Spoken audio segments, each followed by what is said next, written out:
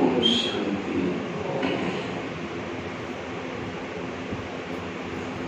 विशेष कल हम लोग सारा दिन चर्चा कर रहे थे जीवन में आने वाली विभिन्न प्रकार की समस्या, उस समस्याओं का समाधान करने का पुरुषार्थ क्या क्या। पहला बात बताई, आत्माभिमानी स्थिति से ही हम समस्याओं का समाधान कर सकेंगे। दूसरी बात बताई, अगर हम अपनी इंद्रियों पर संयम है तो आंखें ना बेरत देखेगी, कान बेरत न सुनेगा, मन बेरत सोचेगा नहीं, तो समस्याओं का क्या हो जाएगा, समाधान हो सकता है। तीसरी बात आई, अगर हम योग अपना यथार्थ करते हैं, इससे हमारी आत्मिक स्थिति बनी रहती है, इससे समस्या का क्या हो जाएगा, समाधान। क्योंकि समस्या एक प्रकार का, क्रिकेट तो जानते हैं ना सभी, क्रिकेट देखा तो होगा, समस्याओं के साथ खेलना अर्थात क्रिकेट खेलना। और भारत का सबसे अच्छा खेल कौन सा है, कौन सा खेल है, क्रिकेट। क्रिकेट में 3 स्टंप होते हैं, 3 स्टंप, और 3 स्टंप में 2 गुलियां लगी रहती है, गुलियां छोटे छोटे, और एक बैट्समैन होता है, और सामने से कोई क्या करता है, बॉल फेंकता है, बॉलर उसको बोलते हैं। और 5-6 लोग क्या करते हैं, वो कैच को पकड़ने वाले होते हैं। जो बॉलर क्या करता है, बॉल डालता है, लेकिन बैट्समैन क्या करता है, उसके बाद जो बैट है, उसी बैट के आधार से आई हुई बैट को क्या करता है, वापस करता है। अगर वो बॉल तीनों स्टंप में से किसी को लगेगा तो गिर जाएगी, और उसी गिरने से, हिलने से क्या होता है, जो ऊपर गुली है वो गुली क्या होते हैं, आउट हो जाते हैं, इधर उधर गिर जाते हैं, उसको कहा जाता है आउट। वो बॉल ना टच होना चाहिए शरीर को, ना बैट को लगना चाहिए, उसको गुल्ली को लगना चाहिए, तीनों को भी लगना नहीं चाहिए तब। और कैच वो बॉल किसी ने पकड़ना भी नहीं चाहिए, और जितना वो रन बनाता है उसको मैन ऑफ द मैच करते हैं, मतलब नंबर 1 खिलाड़ी करते हैं। इसी तरह माया क्या करते हैं, परिस्थिति रूपी बॉल रोज विभिन्न प्रकार का बॉल डालती है, और हमारे 3 स्टंप है, कौन से, मनसा, वाचा, कर्मणा, और ये तीनों के ऊपर क्या है, आत्मा और परमात्मा मंगल मिलन मना रहे।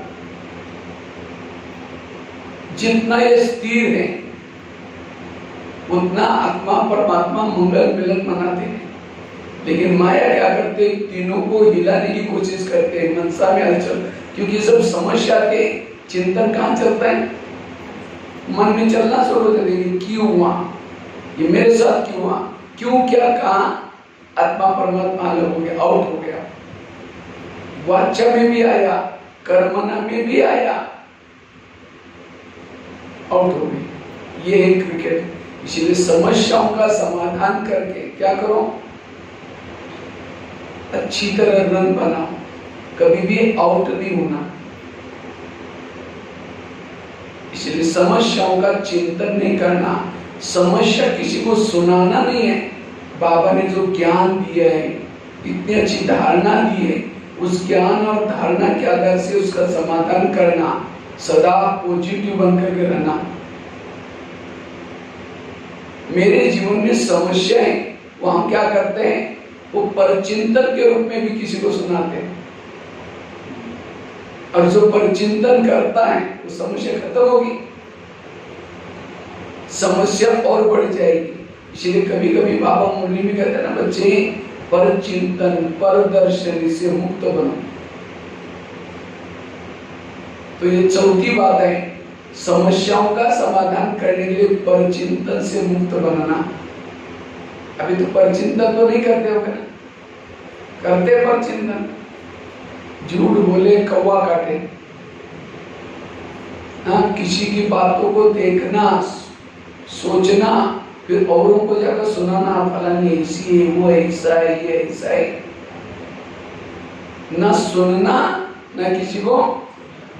कोई ऐसा है इसमें महावीर जो किसी का भी परिचिंतन करता भी नहीं, सोचता भी नहीं, किसी को सुनाता भी नहीं? है कोई? होगा तो हाथ खड़ा करो। बोला कि झूठ बोले कौवा काटे, इसका मतलब हाथ नहीं उठ रहे, मतलब करते सभी।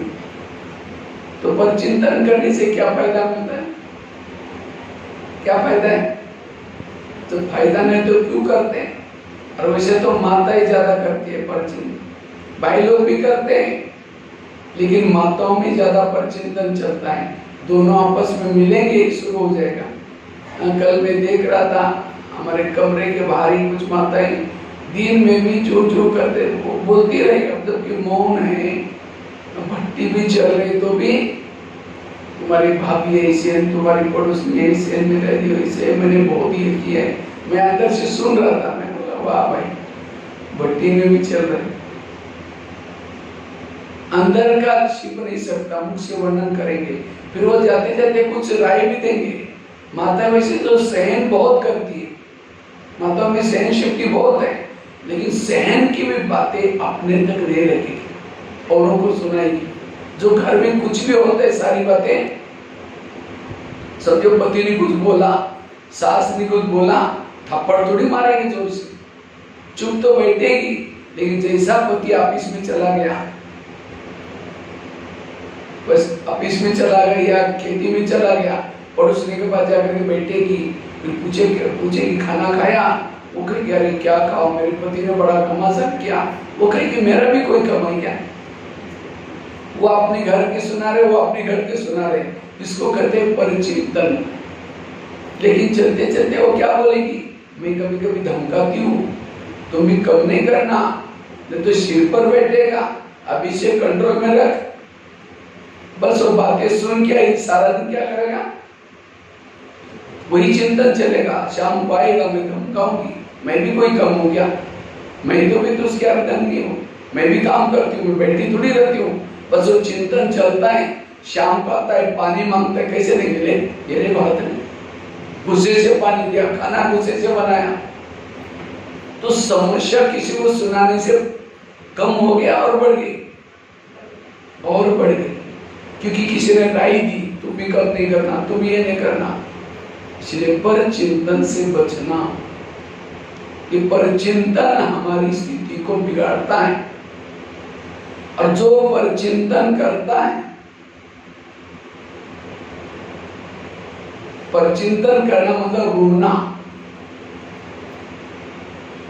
जो खुद रो रहा है, रोने वालों की आंखों के आंसू कौन पोंछेगा। इसलिए इस भक्ति से हमें इस पर चिंतन वाली बातों को खत्म करना है। पर चिंतन करने से टाइम वेस्ट हो जाता है, पर चिंतन करने से खुद का ही गला कट जाता है। बाबा तो कहते बच्चे सोच चिंतन करके क्या करो, माया का गला काटो। लेकिन पर चिंतन करने से खुद का ही गला कट जाएगा। पर चिंतन करने से वायुमंडल खराब हो जाता है। अभी जो समय चल रहा है, ये पर चिंतन करने का, किसी के दोष देखने का, किसी को सुनाने का टाइम नहीं है। इस समय है स्वयं को बदलने का, स्वयं को शक्तिशाली बनाने का।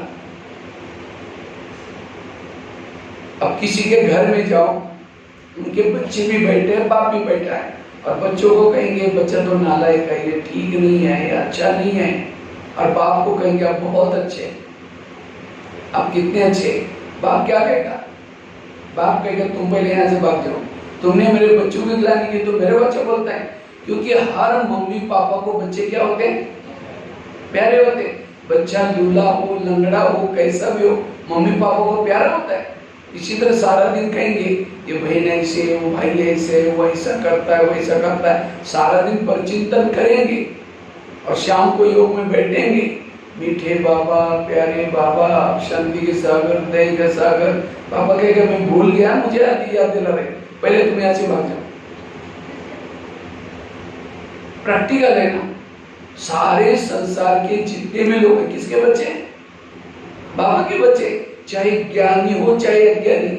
अगर उन्हीं की बुराई करेंगे और शाम को योग में बैठेंगे, बाबा की महिमा करेंगे, बाबा प्यार ही नहीं करेगा।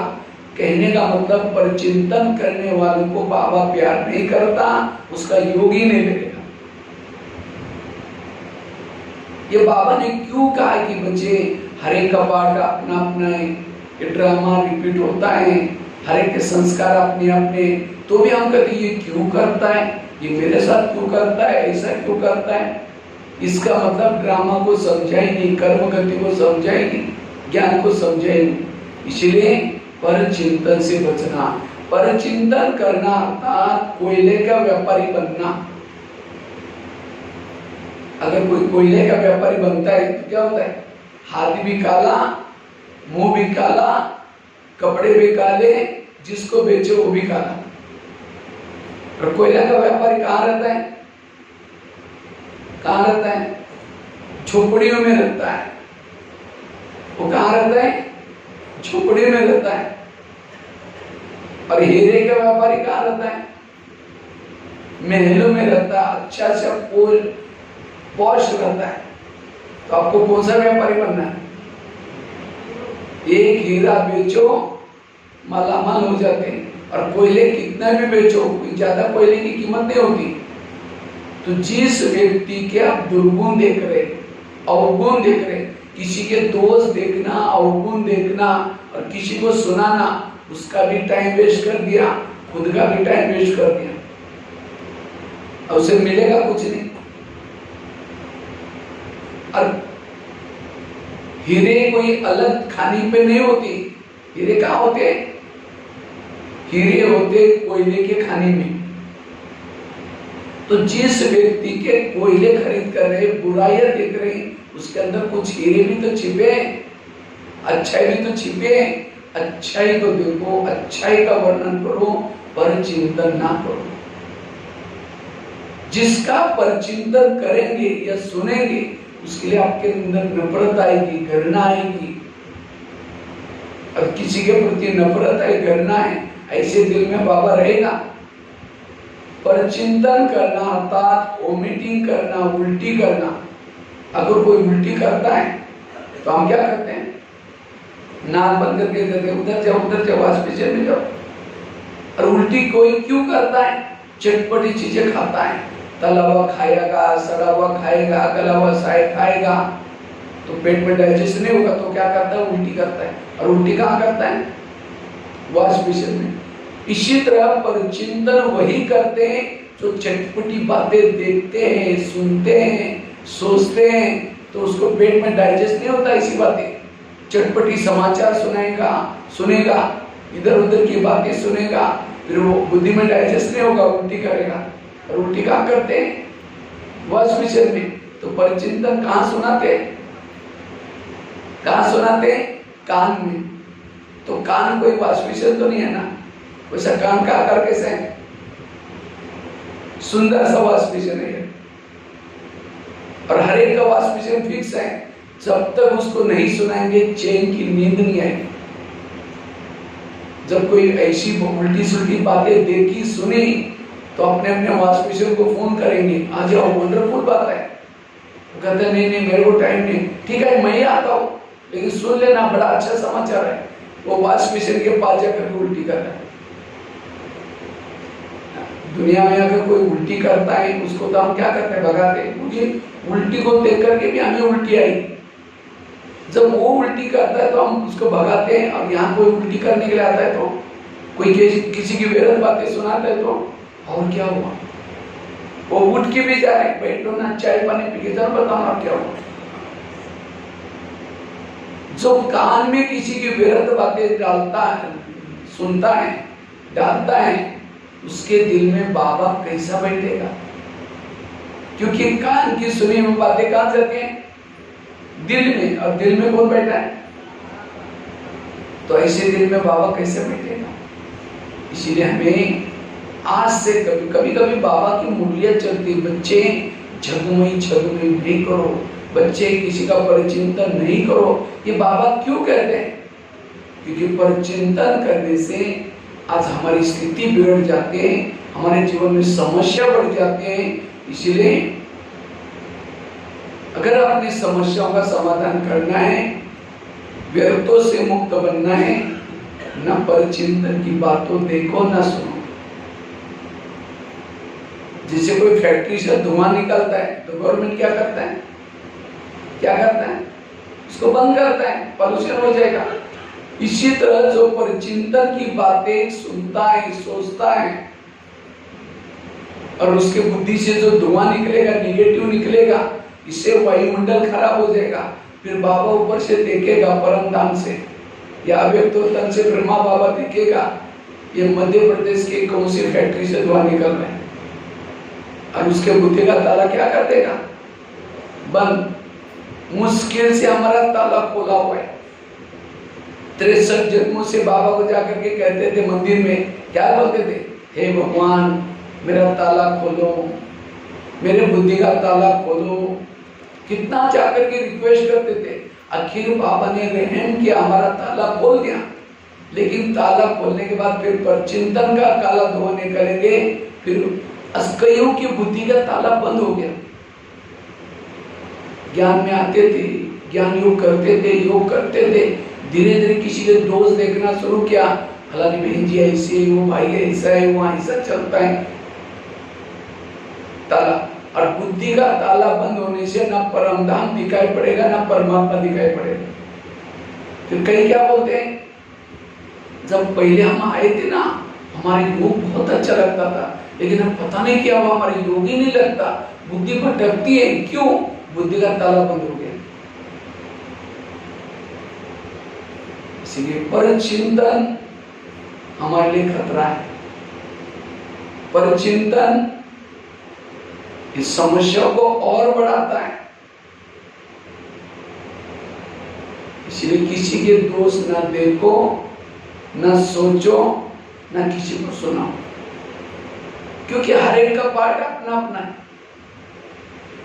हर एक को स्क्रिप्ट अपने। एक माता कहते मेरा पति मानता ही नहीं, सुनता ही नहीं। भाई तुम्हारे मानेगा, ये उसको जो स्क्रिप्ट मिला है, पार्ट मिला है, उसकी मानेगा। इसलिए मन को चुप रखना।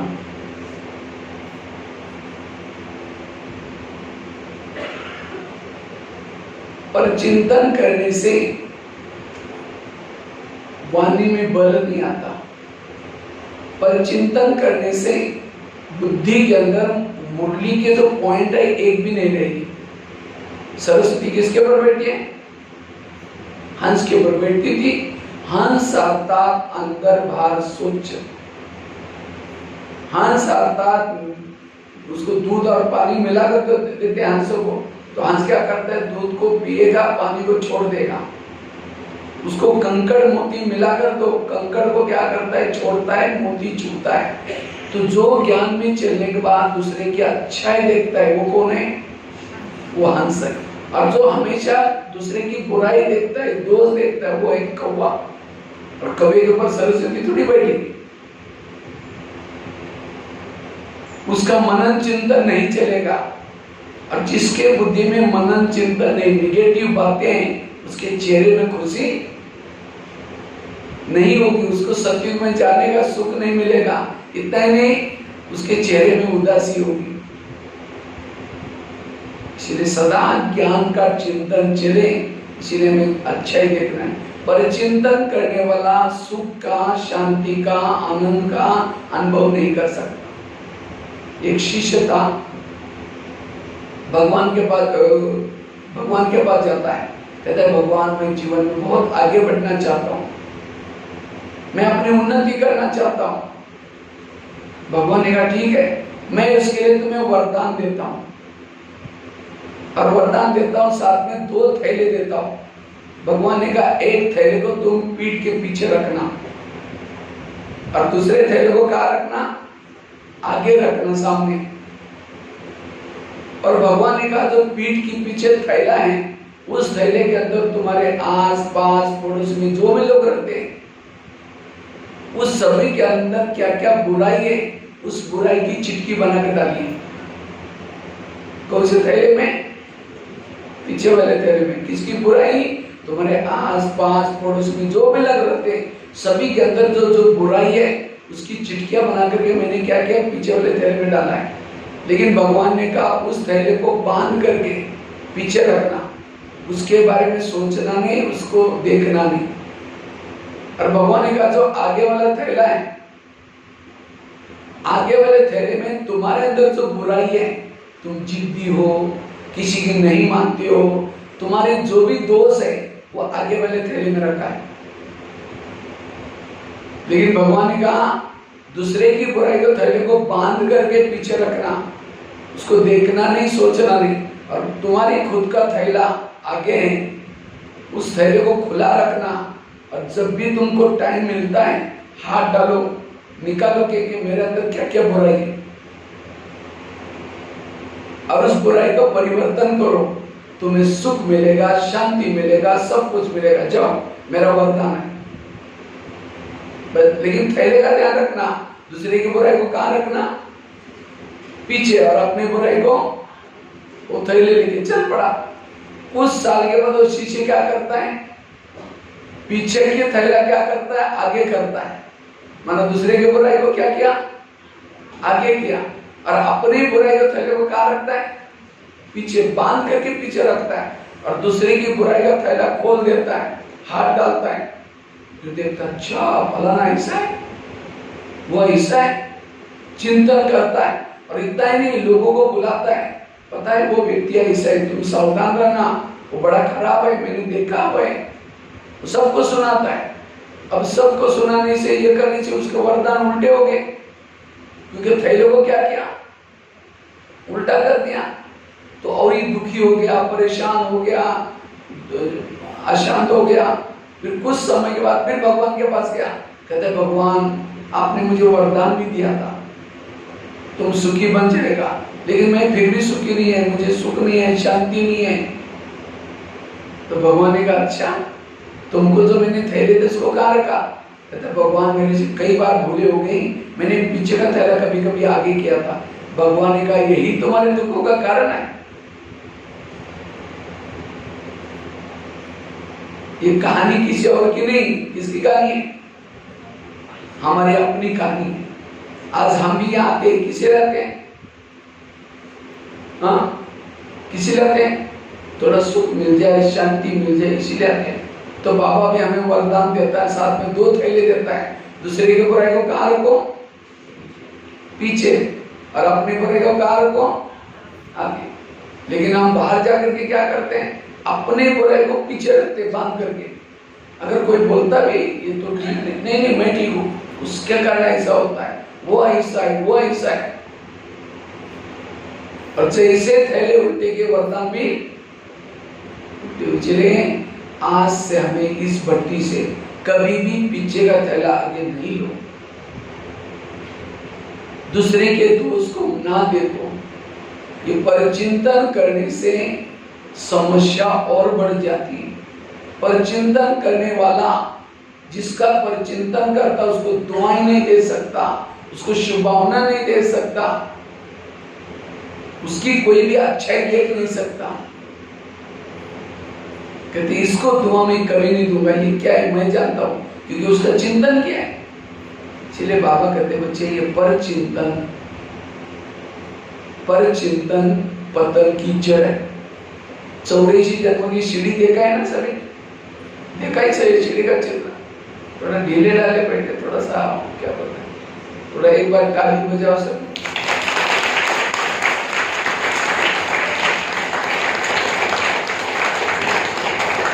तो जन्म की सीढ़ी देखा है सभी ने? उस सीढ़ी में जैसे 84 जन्म की सीढ़ी, हमें नीचे उतरने के लिए कितना समय लगा? 5000 साल लगा। लेकिन ऊपर चढ़ने के लिए कितना समय मिला हुआ है? 1 जन्म। कितना मिला है? तो क्या सबको 1 जन्म मिला है? अभी भी कोई ध्यान में 6 महीने से 6 साल से आया, मतलब उसको कितना समय मिला? 88 साल तो पूरा हो गया। कितने लोग ऊपर चढ़े होंगे ऊपर तक? और अभी हम नीचे हैं, बिल्कुल नीचे से थोड़ा योग लगाए, एक आधी सीढ़ी ऊपर चढ़ गए, थोड़ा अमृत वाला क्या सीढ़ी ऊपर चढ़ गए, थोड़ा सा मुरली सुनी सीढ़ी ऊपर चढ़ गए, थोड़ा बाहर जाकर के किसी का परिचिंतन किया, जितनी सीढ़ी चढ़ी थी उतना नीचे, फिर कुछ सेवा किया, फिर ऊपर, यही करते रहेंगे, चढ़ते रहेंगे, उतरते रहेंगे तो विनाश हो जाएगा। तो जहां तक चढ़े वहीं रहेंगे, ऊपर तक अंधा पीस रहा है और कुत्ता बैठ कर उसको, अंधे को लग रहा है मैंने बहुत पीसा, लेकिन उसको क्या पता कि जमा क्या। इसीलिए अब ये परिचिंतन से बचना है। अगर कोई किसी की बातें सुनाता है उसको हाथ जोड़ो, हमको ऐसी बातें फालतू नहीं सुनाएंगे। कई कहते हम सुना, हम नहीं सुनते, कोई आकर सुनाता है तो क्या करें, क्यों सुनाता है, हम सीधी रहते, अच्छा हो क्या हो, वो गुटकी में जा रहे, बैठो ना चाय पानी पी के चल बताना। अगर कोई कचरा लाता है घर में डालने के लिए, तो कचरा डालने वालों आप क्या कहेंगे, आपका बहुत धन्यवाद, रोज आया करो और जहां हमारी पूजा होती है वहां डाला करो, ऐसे बोलेंगे। जो कचरा डाला उसको तो भगाएंगे। इसी तरह परिचिंतन सुना रहा है, किसी की बेगैर बातें सुना रहे हैं, लेकिन हम क्या करते हैं, और क्या हुआ, वो डाल रहे हैं, उसको और चाय पानी पिलाते। जिसको ही बाबा दूसरे शब्द में कहते बच्चे संग दोष से बचे रहो। संग दोष मतलब कोई अज्ञानी व्यक्ति नहीं, अगर कोई ज्ञानी बहुत पुराना है, महारथी है, लेकिन कोई शेल्टर की, कोई बहनों की, किसी की बुराई बातें सुनाता है, वो भी संग दोष है। और जब परिचिंतन करते, हम इधर उधर पहले देखेंगे कोई सुन तो नहीं रहा है, धीरे से कान में बोलेंगे, और अचानक जिसका परिचिंतन कर रहे वो आ गया तो क्या बोलेंगे, ओम शांति, अभी हम आपको याद करें। इसीलिए बाबा कहते हैं बच्चे ये परिचिंतन करने की संस्कार को छोड़ो, सोचिंतन करने का टाइम है।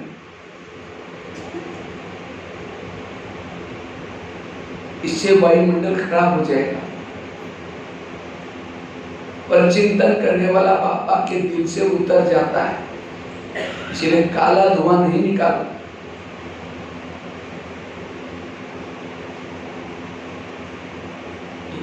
बाबा तो कहते हैं मेरे अच्छे अच्छे बच्चे थे, बहुत ज्ञानियों करते थे, सेवा भी करते थे, लेकिन आज वो है ही नहीं, चले गए। कहाँ गए और क्यों गए, क्यों गए? उन्होंने यहाँ किसी का परिचिंतन किया, कुछ निगेटिव बातें देखी और इसीलिए वो यहाँ से। तो आप लोगों को तो लास्ट तक रहना है ना, ये बीच में चले जाना है ज्ञान छोड़ करके, हाँ रहना है तो लास्ट में रहना है, तो ये ही करो, यहाँ किसी के भी दोष नहीं देखो। अगर दोष देखेंगे आप भी चले जाएंगे। मैंने खुद, आज मैं 30-40 साल में बाबा के ज्ञान में चल रहा हूँ, मैंने कुछ अच्छे अच्छे लोगों को देखा, बहुत सेवा करते थे, ज्ञान करते थे, यज्ञ में बहुत सहयोगी थे, लेकिन आज वो है नहीं, चले गए। क्यों गए? उन्होंने यहाँ किसी के दोष देख लिया, वो चला गया। आकाश में थूकेंगे, थूका कहाँ आएगा? अपने ही सिर पर आएगा। किसी का परिचिंतन करने से घाटा आपका ही होगा, किसी और का नहीं होगा। एक सत्संग चलता था, बड़े ध्यान से सुनना। एक सत्संग चलता था, तो सत्संग में बहुत सारे लोग आते थे। तो एक दिन एक शिष्य ने गुरुजी को कहा, गुरुजी मुझे एक वरदान चाहिए। तो गुरुजी ने कहा क्या वरदान चाहिए? तो कहा कि गुरुजी मेरे दिल में सबके बारे में, मेरे बारे में सबके दिल में क्या चलता होगा, मेरे बारे में सबके अंदर क्या भावना होगी, क्या चलता है, ये मैं जानना चाहता हूँ। तो गुरुजी ने कहा ठीक है, मैं तुम्हें उसके लिए वरदान देता हूँ, वरदान देता हूँ और साथ में एक छड़ी देता हूँ। छड़ी मतलब मांत्रिक डंडा। और कहा कि जब भी किसी के दिल में तुम्हारे बारे में क्या चलता है वो जानना है, वो छड़ी को दिल में रखो, उस व्यक्ति का नाम लो तो पता चलेगा। तो छड़ी दी, वरदान दी, इसी से चला गया। लेकिन अचानक शिष्य को याद आया, पहले मैं गुरुजी की चेकिंग करता हूँ, गुरुजी के दिल में मेरे बारे में क्या चलता होगा। तो छड़ी को लेकर के अपने दिल में लगाता है और दिल में लगा करके गुरुजी का नाम लिया। जैसे गुरुजी का नाम लिया, थोड़ी सी छड़ी काली हो गई। तो छड़ी काली हो गई, शिष्य को लगता है गुरुजी के अंदर मेरे बारे में कालापन है, उनको गुरुजी बना करके फायदा क्या। वो आश्रम में आना बंद हो गया। 1 दिन हो गया, 2 दिन हो गया, महीना हुआ, साल हुआ। तो एक दिन गुरुजी की नजर गई, अरे वहां एक व्यक्ति बैठा था, वो उस कुर्सी पर आजकल 1 साल से दिखाई नहीं पड़ रहा है। वो सबसे पहले आता था, सबसे अच्छी सेवा करता था, इसको क्या हुआ। तो गुरुजी एक दिन खुद उनके घर में पहुंच गए और पूछा कि क्या जी आजकल आप आश्रम में नहीं आते। कहते नहीं जी, आजकल घर में थोड़ा मेहमान आते हैं, थोड़ा मेरी तबीयत ऊपर नीचे है, खेती का काम बहुत पड़ा है, आजकल कोरोना का समय चल रहे हैं, इसीलिए थोड़ा सा मैं नहीं आता हूँ। तो गुरुजी ने कहा 6 साल से आते थे, आंधी आए, तूफान आए, कुछ भी हो जाए, आप हमेशा आते थे। नहीं जी गुरु, नहीं जरूर कुछ बात है। कहता है गुरुजी आपके अंदर मेरे बारे में कालापन है। तो छड़ी दिया था ना, मैंने उसे देख लिया। तो गुरुजी ने कहा अच्छा ये बात है क्या। लेकिन गुरुजी ने कहा तुमने देखा कि तुम्हारे अंदर औरों के बारे में कितना कालापन है। कहा कि नहीं देखा। देखो, तो शिष्य ने छड़ी को दिल में रखा, अपना खुद का नाम लिया, पूरी छड़ी काली हो गई। गुरु की कितनी काली थी, थोड़ी सी, और शिष्य ने अपने खुद का देखा, पूरी काली, थोड़ी सी सफेद बन रही थी। तो अपनी काली देखकर के शर्म आई, सिर झुकाया। तो गुरुजी ने कहा कोई बात नहीं, मैं भी जब आश्रम में आया था शुरू में, मेरी भी छड़ी पूरी काली थी, क्योंकि मैं इंसान हूं, मैं थोड़ी ऊपर से बादल से गिरा हूं। मेरी भी छड़ी पूरी काली थी, लेकिन मैंने तपस्या करके, दूसरों की सेवा करके, दान पुण्य करके इतनी मेरी बची है, अभी भी मैं कर ही रहा हूं। मैं आश्रम में रहता हूं, मेरा तो बुराई निकल जाएगी, वो छड़ी काली है वो सफेद बन जाएगी। लेकिन तुम मेरे को देख करके यहाँ आना बंद करोगे, जो तुम्हारी सफेद बन रहे वो काली हो जाएगी।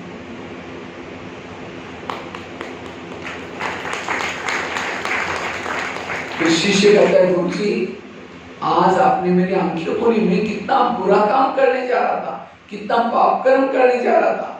तो गुरुजी ने कहा कोई बात नहीं, आज से कभी भी बड़ों की कमजोरी मत देखना। ये कहानी किसी और की नहीं, ये कहानी किसकी है, हमारी अपनी है। हम भी यहाँ आते आते हमारे जो पतित आत्मा है, काली आत्मा है, वो क्या बनना शुरू हो जाते हैं, पवन बनना शुरू हो जाते हैं। लेकिन जैसे बैठने के संपर्क में आएंगे, सेंटर के संपर्क में आएंगे, सेवा के संपर्क में आएंगे, फिर कहेंगे यहाँ जो पैसे देते हैं ना उसको ज्यादा आगे करते हैं। फलाने बहन जी ऐसे, वो भाई जी ऐसा है, वहां ऐसे सेंटर पर चलता है, कुछ ना कुछ बुराई देखेंगे, दोष देखेंगे। और भावना, याद रखना, भावना और योग इसका बहुत गहरा कनेक्शन है। जितने आपकी सेंटर के लिए भावना ऊंची, ये सेंटर स्वयं परमात्मा का बना हुआ है। ये भाई बहने स्वयं परमात्मा ने चुने हुए, जो निमित्त बने बहने स्वयं परमात्मा ने बनाया है, ये कोई मनुष्य की रचना नहीं। जितने सेंटर के लिए, मधुवन के लिए, भाई बहनों के लिए जितनी भावना ऊंची, उतना योग भी ऊंचा। कई कहते ना, तो पहले हम आए थे तो हमारा योग अच्छा लगता था, क्योंकि उसी समय हमें किसी के दोस्त पता नहीं थे, बस ये मैं और बाबा और ये सब दैवी भाई बहने, नशा थी। लेकिन जैसे आए उनको साधारण रूप में देखना शुरू किया, और इसीलिए हमारी भावना बिगड़ गई। इसीलिए कोई भी किसी की निगेटिव बातें सुनाता है, ये हमारा दुश्मन है। इसीलिए बाबा कहते बच्चे परचिंतन नहीं करो। तो परचिंतन करेंगे तो धीरे धीरे ऐसे आउट हो जाएंगे, निकल जाएंगे। ये परचिंतन समस्या को और बढ़ाता है। परचिंतन समस्या और बढ़ती रहती, इसलिए पर चिंतन से बचना, सोचिंतन करना। बाबा कहते बच्चे जीते जी मर जाओ, तो आप लोग मरे हैं जिंदे? हाँ, मरे हैं जिंदे? मरे में अब कोई मरा हुआ मुर्दा पड़ा है, उसकी वो बुराई करो, तुम तो बेकार है, अच्छा मर गया, तुमने जिंदगी में कुछ नहीं किया। वो बोलता है ये क्या बात है, मैं सुन रहा हूँ, बोलता है। अगर उसकी ग्लानि भी करेंगे तो भी स्थिर, अगर उसकी महिमा करो, रे तुम तो मर गए लेकिन तुमने जिंदगी में अच्छा अच्छा काम किया, तो सब समझ कितने अच्छे थे, तो वो मुस्कुराता है, खुश होता है। उसकी ग्लानि करो, अपमान करो तो भी। अगर हम मरे हैं, कोई परचिंतन सुनाता है, अच्छा अच्छा अच्छा क्या, अगर शीर हिल रहा है, जिंदे मरे हुए तो थोड़ी शीर हिलता है। जीते जी मरना अर्थात परचिंतन से बचना। एक शिष्य था, उसको उसके गुरु ने एक मंत्र दिया था, भगवान भव बंधन काटे, भगवान भव बंधन काटे, मंत्र जपते रहना। वो शिष्य अपना कहीं भी जाता है, भिक्षा मांगने के लिए जाता है, अपना मंत्र जपते जाता है। तो एक दिन वो शिष्य जा रहा था, एक पिंजरे में एक तोता बंद था, पिंजरे में तोता बंद था। तो उस तोते ने मंत्र सुन लिया, भगवान भव बंधन काटे। तो अचानक तोता क्या करता है, जोर जोर से आवाज करता है और शिष्य को बुलाता है, कहता है मैं भी इस पिंजरे में बंद हूं, क्या आपके इस मंत्र से मैं मुक्त हो सकता हूं? तो शिष्य कहता है ये तो मुझे पता नहीं, मेरे को गुरु ने मंत्र दिए, मैं तो जपते जा रहा हूं। कहता है जाओ गुरु जी को पूछ लो, मुझे इस पिंजरे से निकलना है, इसकी विधि क्या है? तो शिष्य चला गया, शिष्य ने गुरु जी को बताया, आज मैं भिक्षा मांगने के लिए गया था, तो एक जगह पर एक पिंजरे में एक तोता बंद था। उस तोते ने पूछा कि मुझे इस पिंजरे से भागना है, इसकी विधि क्या है? जैसे ये बात गुरु जी को बताई, गुरु जी ध्यान में चले गए। 1 घंटा 2 घंटा 3 घंटा सारी रात भी ध्यान में थे। तो शिष्य को लगा पता नहीं गुरु जी ध्यान में गए, कब आएंगे। अब वो तोते वाली गली में नहीं जाएंगे, क्योंकि तोता प्रश्न पूछेगा, मैंने पूछा तो इसका जवाब क्या है, तो दूसरे गली से जाते हैं। तो शिष्य दूसरे गली से जा रहा था, तो तोते ने देखा अच्छा वही शिष्य कल मैंने प्रश्न पूछा था, आवाज करके फिर बुलाया। कहता मैंने आपको कल क्वेश्चन पूछा था, इसका जवाब मिला? कहता मैंने आपकी बात गुरुजी को बताई, गुरुजी मेरे ध्यान में चले गए, अभी तक आए नहीं। जब ये बात बताई, तोता कहता इसकी विधि मिल गया, जा सकते हैं। वो चला।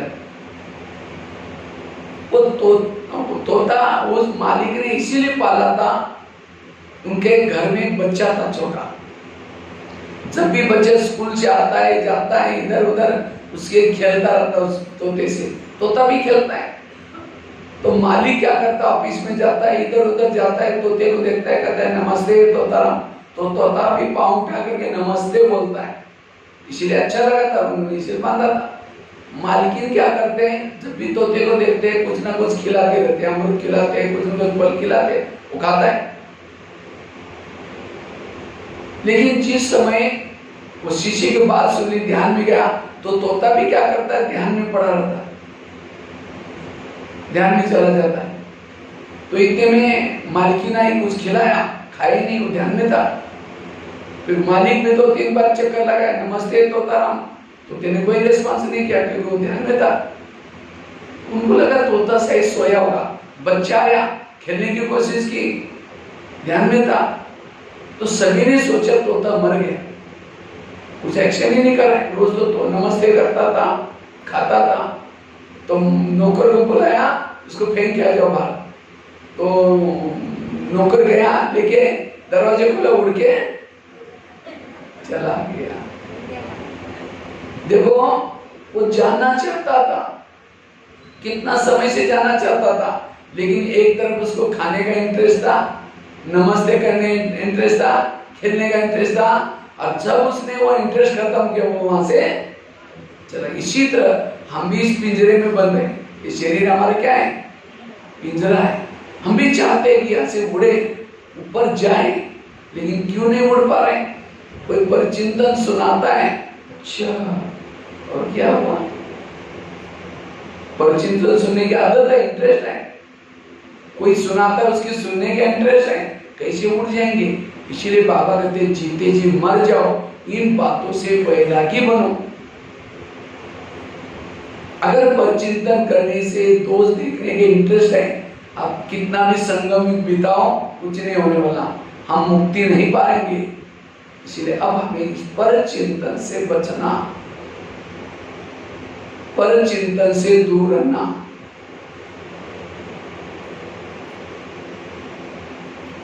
नहीं तो कई बार हम हमारे कोई मतलब की बातें नहीं, तो भी हम क्या करते हैं? उसका चिंतन करते हैं। जितना अपना चिंतन करेंगे, स्वयं का चिंतन करेंगे, उतना हमारा फायदा है। क्योंकि स्व चिंतन में क्या भरा हुआ है? आत्म उन्नति भरी है। इसलिए अगर हमें समस्याओं का समाधान करना है, कारणों का निवारण करना है, तो यह परचिंतन से, परचिंतन को आज से हमें क्या करना है? विदाई लेनी। ना किसी की बातों को सुनना, ना किसी को सुनाना, क्योंकि समय बहुत कम है। ये समय परचिंतन में नहीं गवाओ।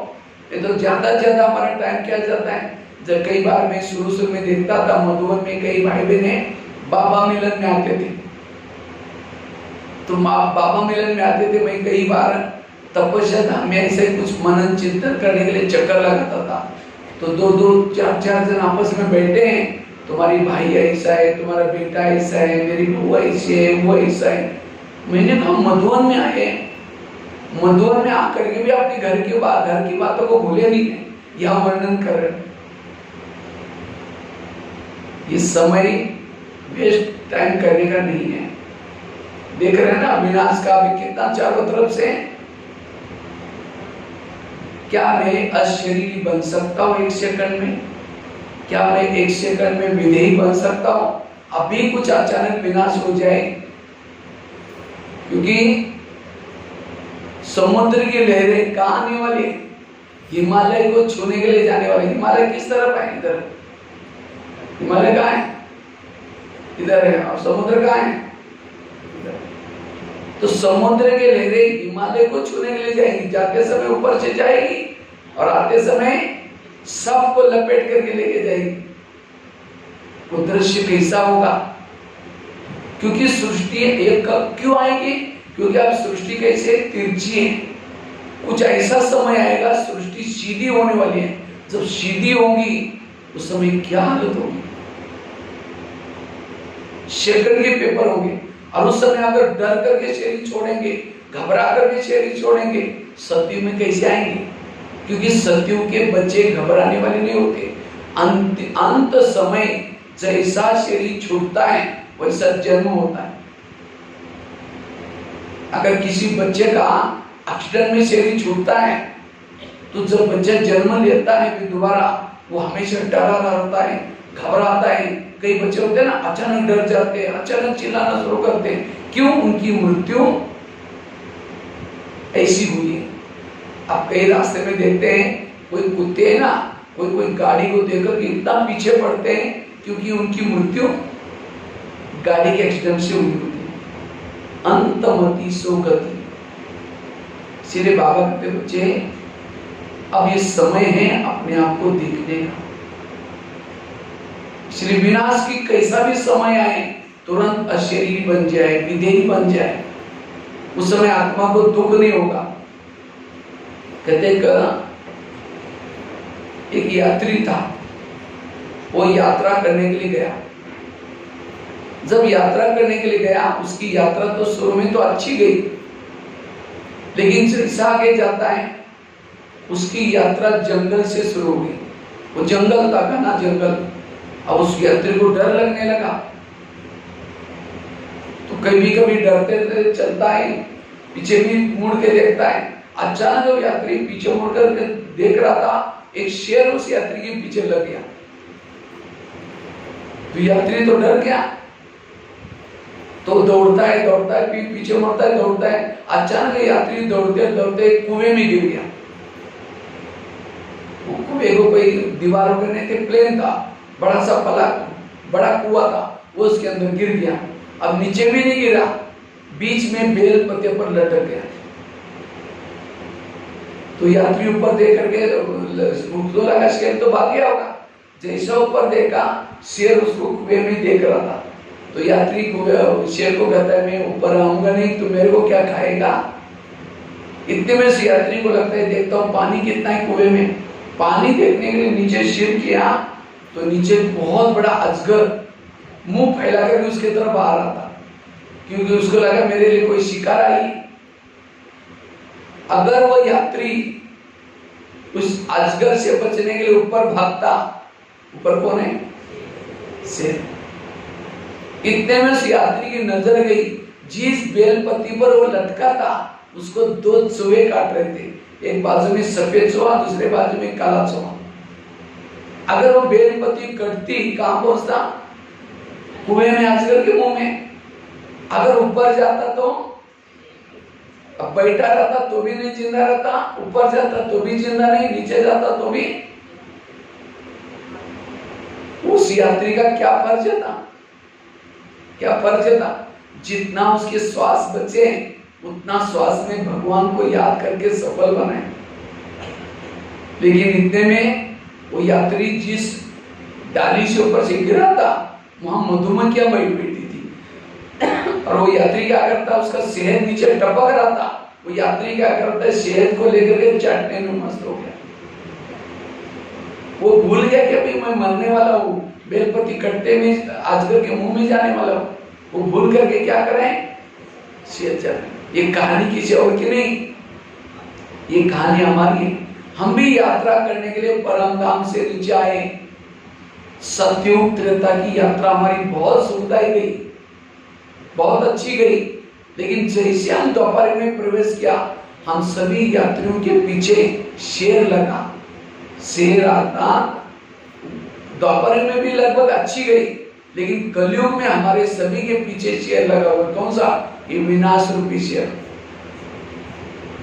और इस विनाश रूपी शेर से कोई भी बचने वाला।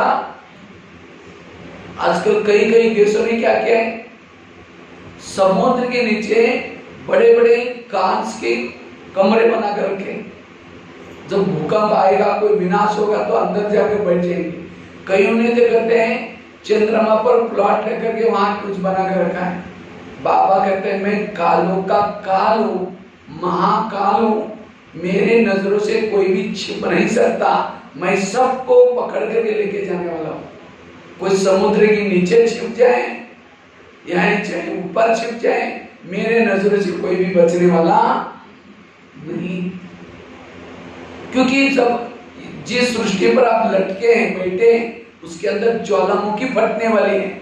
और ज्वालामुखी के अंदर शेर के शेर दस जाएंगे। माना नीचे अजगर है और ऊपर शेर। शेर मतलब बॉन्स। जिस सृष्टि पर लटके हुए उसको दो चूहे काट रहे। कौन सा? दिन है सफेद चूहा, रात है काला चूहा। दिन प्रतिदिन हम कहते ना, हम बड़े होते जा रहे हैं। हम बड़े नहीं हो रहे हैं, हम मौत के नजदीक जा रहे हैं। जितना दिन कम होते जा रहे हैं उतना हम मौत के क्या हो रहे हैं, नजदीक जा रहे हैं। इसीलिए बाबा कहते हैं तुम्हारी श्वास कैसे है, अभी गिनती के श्वास है। उसको बाबा की याद करके, तपस्या करके, साधना करके सफल बनाओ। नहीं तो जो यात्री ने क्या किया, शहर ला करके चाटने में मस्त हो गया। इसी तरह मोबाइल देखने में, व्हाट्सएप देखने में, हंसी मजाक करने में, परचिंतन करने में, टाइम पास करने में अपना टाइम वेस्ट नहीं करो। इसलिए टाइम सफल करना, तो परचिंतन की बातों से बचना। क्योंकि जितना ये परचिंतन करेंगे स्थिति बिगड़ जाएगी। और परचिंतन से छूटने के लिए हमें रोज अमृत वेला सफल करनी है, अमृत वेला अच्छी तरह करनी है। जो अमृत वेला करता है ये परचिंतन, परदर्शन, व्यर्थ बातें, निगेटिव बातें, इसे हम बच करके रह सकते हैं। रोज सवेरे जल्दी उठ करके जितना आत्मचिंतन का, ज्ञान का चिंतन करेंगे, स्वयं को सवेरे सवेरे भरपूर करेंगे, तो ये बातें आपको फीकी लगेंगी। पर चिंतन प्रदर्शन कौन करता है? जिसकी अवस्था बिगड़ी है, जो देह भान में है, वही पर चिंतन करता है। इसलिए रोज की मूल्य में बाबा कितना कहते बच्चे, रोज अमृत वेला का योग करो, रोज एकाग्र होकर के बैठो। कहते एक शिष्य था, वो क्या करता है, वो उनके पास एक राजा था, बहुत बड़ा राजा था, राजा सारे संसार में मशहूर था। तो उनके पास एक सन्यासी आया, तो सन्यासी ने देखा ये राजा मशहूर क्यों है, उसने हर चीज देखा लेकिन उसको कुछ पता नहीं चला। लेकिन एक बात पता चला, वो राजा क्या करता है, सवेरे जल्दी उठता है और हर एक के पास जाता है, कैसे हो, क्या चल रहा है, कैसे, गुड मॉर्निंग, नमस्ते। अब राजा सवेरे उठने के कारण मंत्री अलर्ट रहता है, प्रजा अलर्ट रहते, सब लोग अलर्ट रहते। तब ये समझ में आया कि राजा इतना मशहूर क्यों है, क्योंकि राजा रोज सवेरे जल्दी उठता है। कुछ साल के बाद उस सन्यासी को क्या पता चला, राजा कंगाल हो गया। उनको लगता है ये कैसे हो गया। दोबारा उस सन्यासी गया, राजा की पूरी दिनचर्या देखी, लेकिन राजा को कुछ पता नहीं चला। लेकिन एक बात समझ में आई, पहले जब राजा गया, वो सन्यासी गया था, उसने क्या देखा था, राजा रोज सवेरे जल्दी उठता है, लेकिन दोबारा जब देखा, राजा आराम से सोया पड़ा हुआ। और राजा सोने के कारण क्या हो गया, उसके राज्य में चोर घुसते थे, तो मंत्री इधर का माल उधर करता था, पूरा गड़बड़ी काम चल रहा था। तब उस सन्यासी को समझ में आया राजा कंगाल क्यों बना है। अब उसको लगता है, सन्यासी को लगता है राजा जल्दी कैसे उठे, अब क्या करें। उसने एक आइडिया आई उसको, राजा को जाकर के कहता है, राजन आपके महल के पास एक फरिश्ता आता है, ब्रह्मा के फरिश्ता आता है, उसको देगा। आपके महल के आसपास एक हंस आता है, और उस हंस को देखेगा, उसको सारे संसार में मशहूर हो जाएगी। तो राजा कहता ठीक है, मैं देख लूंगा कल से। कहता राजन वो जल्दी आता है सवेरे सवेरे। कहता ठीक है, मैं पहले भी उठता था ना, अभी रोज कल से उठूंगा। तो राजा क्या करता है, रोज उठना शुरू किया वो हंस को देखने के लिए। जैसे राजा उठा तो चोर आए थे, घुसे थे, राजा चक्कर लगा रहा है, तो चोरों को लगा राजा को कोई पता न चले, वो भाग गए, चलो कल आते। कल फिर राजा उठा, फिर चोर आना बंद कर दे धीरे धीरे। अब धीरे धीरे राजा उठने के कारण मंत्री अलर्ट हो गया, प्रजा अलर्ट हो गई, सब कुछ अलर्ट हो गया। धीरे धीरे राजा अच्छी होने लगी। फिर एक दिन वो सन्यासी दोबारा गया और राजा को पूछा, अपने हंस को देखा? कहते मैं हंस को तो नहीं देखा, लेकिन मेरे राज्य में जो प्रॉब्लम आ रहा था उससे मुझे पता चला, मेरी राज्य अच्छी चल रही। ये सन्यासी ने कहा, मैंने यही आपको युक्ति बताई, अगर आप ऐसे सोते रहते हैं और मैं आपको कहता आप सोते रहते इसलिए राज्य खराब हो गई, तो आप मेरा सिर काट देते, आपको क्या लेना देना। इसीलिए मैंने कहा आप रोज सवेरे जल्दी उठा करो, आपकी राज्य अच्छी हो जाएगी। ये कहानी भी किसी और की नहीं, किसकी कहानी? हम भी सतयुग त्रेता में राजा थे, अच्छे थे। अभी भी लक्ष्मी नारायण का राज्य मशहूर है, क्यों? वहां आत्मा रूपी राजा सभी जागृत थे, आत्मा के स्वरूप में रहते थे, और इसीलिए सब मशहूर थे। धीरे धीरे आत्मा राजा सो गया, अपने आप को भूल गया कि मैं कौन हूं, और भूलने के कारण अपने आप को इस शरीर रूपी महल में 5 चोर घुस गए। कौन से? काम, क्रोध, लोभ, मोह, अहंकार, और पूरा राजा को कंगाल बना दिया, पूरा लूट लिया। फिर शिव बाबा जैसे वो सन्यासी आया, इसी तरह शिव बाबा करके देखता रहे कि तो इतने मशहूर थे, इनको क्या हुआ। तब बाबा ने समझ ले कि ये खुद को भूला है कि मैं कौन हूं। फिर बाबा क्या करता, हमारे पास आकर की युक्ति बताता है। क्या युक्ति बताता है? तुम्हारे महल के पास अर्थात तुम्हारे शरीर के पास आसपास में सवेरे सवेरे एक फरिश्ता आता है। फरिश्ता मतलब ब्रह्मा के तन में शिव बाबा आता है। तुम उसको देखने के लिए उठो, उसको याद करो तो चोराना क्या हो जाएंगे। जब आप अमृत वाला सवेरे जल्दी उठते हैं, अच्छी तरह अलर्ट होकर के योग करते हैं तो धीरे धीरे आत्मिक स्थिति बनेगी। और जिसकी आत्मिक स्थिति है कभी भी कोई भी विकार की चोर नहीं घुसेगा। विकार कब आता है? जब अमृत वाला ढीली है। इसलिए अगर हमें पर चिंतन से बचना है, पर दर्शन से बचना है, हमें अमृत वेला अच्छी तरह क्या करना है? योग करना है। और ये पर चिंतन से बचना समस्याओं का मूल कारण है, ये पर चिंतन पर दर्शन। तो आज से क्या करेंगे? पर चिंतन से बचे रहेंगे। और उसके लिए मैंने कितनी सारी बहुत सारी एग्जाम्पल दिए हैं। मुझे लगता है अगर वैसे क्लास अगर भूल भी गया, ये एग्जाम्पल को भी याद रखो। थैली वाली बात बताई, पीछे का थैला आगे कैसा पता चला आगे लिया, अच्छा और क्या हुआ? मेरे साथ भी ऐसा हुआ। बस पीछे का थैला क्या हो गया? उल्टे वरदान होते। और छड़ी वाली बात बताई, हमें किसी की बड़ों की कमजोरी, आज जिस बहनों की जिस किसी की कमजोरी देख रहे हैं वो कितना साल से ज्ञान में चलते हैं, उनकी सफेद चढ़ी तो है ना। अगर किसी को देखना है अच्छाई को देखो, बुराई को मत देखो। मक्खी होते हैं ना, मक्खी शरीर में कहाँ बैठते हैं? कहाँ बैठते हैं? जगह वहां बैठते हैं। इतना सुंदर शरीर वहां नहीं बैठेगी जगह पर। अवगुण देखने वाला क्या करता है? हमेशा किसी की कमजोरी को ही देखता है। उस व्यक्ति के अंदर और कितने अच्छे हैं उसको नहीं देखेगा। मक्खी मत बनो,